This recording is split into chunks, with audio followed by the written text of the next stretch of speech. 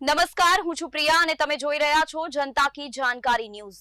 નજર કરીએ આજના સમાચાર। સુરેન્દ્રનગર જિલ્લા કલેક્ટર ડોક્ટર રાજેન્દ્ર પટેલ અને ડેપ્યુટી મામલતદાર ચંદ્રસિંહ મોરીના નિવાસસ્થાને ઈડીએ સર્ચ ઓપરેશન હાથ ધરતા જિલ્લામાં ચર્ચાનો માહોલ।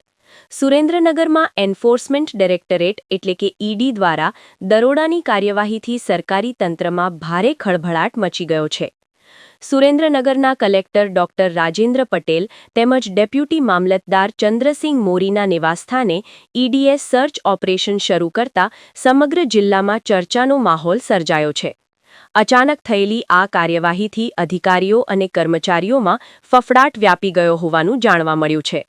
તપાસ થયા બાદ અનેક બેનામી સંપત્તિઓના ખુલાસા થાય તેવી શક્યતા જોવા મળી રહી છે।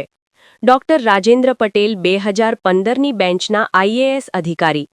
પ્રાપ્ત વિગતો મુજબ ડોક્ટર રાજેન્દ્ર પટેલ 2015ની બેન્ચના આઈએએસ અધિકારી છે અને હાલમાં સુરેન્દ્રનગર જિલ્લાના કલેક્ટર તરીકે ફરજ બજાવી રહ્યા છે। આજે વહેલી સવારથી તેમના સરકારી નિવાસસ્થાને ઈડીની ટીમ દ્વારા સર્ચ ઓપરેશન હાથ ધરવામાં આવ્યું છે। તપાસ દરમિયાન વિવિધ દસ્તાવેજો, ફાઇલો અને નાણાકીય લેવડદેવડ સંબંધિત માહિતીની ચકાસણી કરવામાં આવી રહી હોવાનું સૂત્રો દ્વારા જાણવા મળ્યું છે। ચંદ્રસિંહ મોરીના નિવાસસ્થાને પણ ઈડીના દરોડા। આ ઉપરાંત નાયબ મામલતદાર ચંદ્રસિંહ મોરીના નિવાસસ્થાને પણ ઈડી દ્વારા તપાસ હાથ ધરવામાં આવી છે।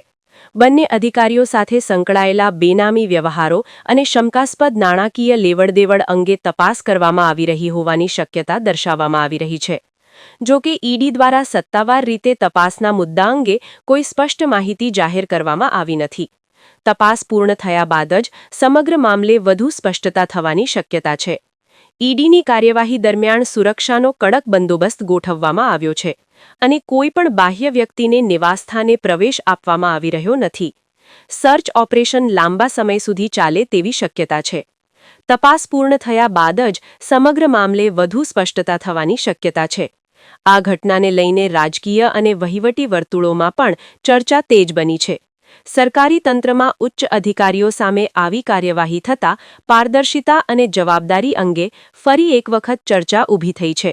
લોકો હવે ઈડીની તપાસના પરિણામોની રાહ જોઈ રહ્યા છે અને જો આરોપો સાબિત થાય તો કડક કાર્યવાહી થવાની અપેક્ષા વ્યક્ત કરી રહ્યા છે।